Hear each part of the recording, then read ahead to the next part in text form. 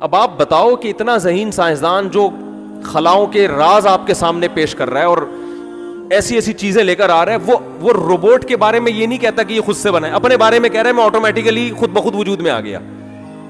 یہ کھوپڑی میں آنے والی بات. دیکھو اگر انسان خود سے اتفاق سے وجود میں آیا تو ایک چیز بن جاتی نا, مرد الگ بن رہا ہے, عورت الگ پیدا ہو رہی ہے, اور دونوں ایک دوسرے کی ضرورت ہیں, اور ادھر بچہ پیدا ہو رہا ہے, ادھر ماں کی چھاتیوں میں دودھ آ رہا ہے. ایسی انسٹالیشن یار آٹومیٹیکلی, خدا کی قسم دنیا میں اس سے بڑا پاگل کوئی نہیں ہے جو یہ دعویٰ کرے کہ یہ خود بخود ہوا ہے. یہ ہو نہیں سکتا. کیسا نظام جڑا ہوا ہے نا, بہترین ترتیب سے چل رہی ہے زندگی.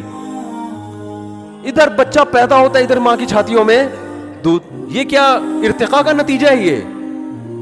یعنی نیچر اتنی ذہین اور سمجھدار ہے کہ نیچر نے اپنے آپ کو ایسے تمیز سے ڈھالا ہے نا کہ جاپان کے سائنسدان بھی اب تک ایسا روبوٹ تیار نہیں کر سکے. کیا کھوپڑی ہے یار نیچر کی, جبکہ نیچر کوئی چیز ہے ہی نہیں. یہ تو کہتے ہیں یہ نیچرل ہے نا, یہ خود بخود ہو رہا ہے, یعنی نیچر یہ کر رہی ہے. تو نیچر کا دماغ, جبکہ یہ کہتے ہیں نیچر کوئی چیز ہی نہیں ہے, چیز ہی نہیں ہے, تو کھوپڑی کہاں سے آئی, اس کے بعد دماغ کہاں سے آیا, اتنی سمجھدار کہاں سے ہو گئی. اس کا مطلب نیچر کسی نے بنائی ہے, ایک ترتیب پہ بنا کے اس نے اس نیچر پہ, نیچر کا بنانے والا کوئی ہے. نیچر خود بخود یہ کام نہیں کر سکتی. لوگ کہتے ہیں نا یہ نیچرل ہے, مرغی 21 دن انڈوں پہ بیٹھتی ہے, اس سے چوزے نکلتے ہیں. گورا کیا کہتا ہے یہ کیا ہے؟ نیچرل. بھائی یہ تو نیچرل پروسیس ہے, مرغی بیٹھے گی, کڑک ہو جائے گی. ابے یہ کہاں سے مرغی کے نیچر نے مرغی کو سکھا دیا کہ تو نے پہلے انڈے دینے, پھر 1-1.5 مہینے بعد تیرا کھوپڑی گھومے گی, تجھے اعتکاف کا شوق پیدا ہو جائے گا. حالانکہ نہ رمضان آیا نہ شوال آیا. ہم اگر اعتکاف پہ آتے ہیں تو مولوی صاحبان نے اعلان کیا ہوتا ہے بھائی رمضان کا آخری عشرہ ایک جگہ کڑک ہو کے بیٹھ جاؤ. کڑک کہتے ہیں نا اس کو جو مرغی انڈوں پہ بیٹھتی, مختلف زبانوں میں مختلف کہا جاتا ہے, یہاں کراچی میں کڑک کہا جاتا ہے.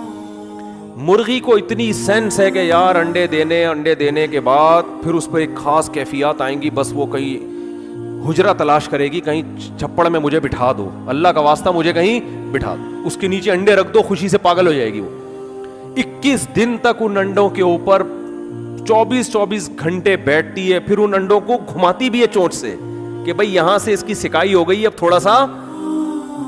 او بھائی اس کو کون سکھا رہا ہے, کون سے انسٹیٹیوٹ میں اس نے ٹریننگ لی ہے؟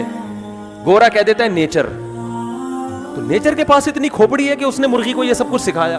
پھر جو اس سے چوزے نکلتے ہیں, کیسے ان سے محبت کرتی ہے, کیسے ان کو پروں میں, ہو بھائی اس کے بعد اس کی ٹون ہی چینج ہو جاتی ہے مرغی کی.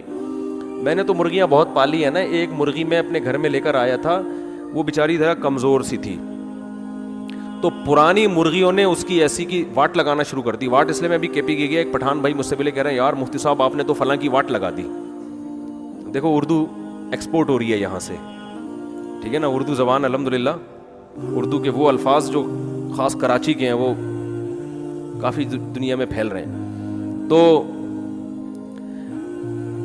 تو کمزور سی مرغی لے کر آیا نا میں, تو وہ پرانی مرغیوں میں جیلسی بہت ہوتی ہے, وہ نئی مرغی کو برداشت نہیں, اس کی مار کے ایسی کی تیسی کر دی.